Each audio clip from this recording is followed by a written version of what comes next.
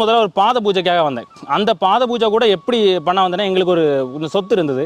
எங்கள் வீட்டு பின்னாடி கொஞ்சம் ப்ராப்பர்ட்டி இருந்தது. அதுக்கப்புறம் எங்கள் அப்பா பேரில் கொஞ்சம் ப்ராப்பர்ட்டி, எல்லாத்துலேயுமே பிரச்சனையாக தான் இருந்தது. மொத்தத்தில் எல்லாம் ப்ராப்ளமாக இருந்து, அப்போ நானும் இதுக்கு ஏதாவது இது பண்ணி எப்படியாவது தீராதான்னு ஒரு இதில் இருந்தேன்.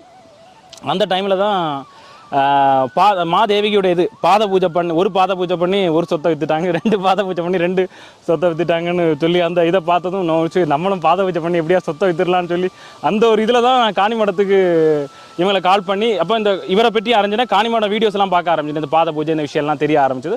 அப்போ பொன்காம சுவாமியை காண்டாக்ட் பண்ணி நான் கேட்டேன், இந்த மாதிரி நம்பர் ஆன்லைனில் இந்த இன்டர்நெட்டில் எடுத்து நான் கேட்டப்போ அவங்க சொன்னாங்க, சரி வாங்க நீங்கள் பாத பூஜை பண்ண வாங்கன்னு சொல்லி அவங்க கூப்பிட்டாங்க. ஸோ அதை முதல்ல நான் கன்னியாகுமரியில் எனக்கு ஏன் தெரியலைன்னா 5 கிராமம் வந்திருக்கலாமா இருந்து.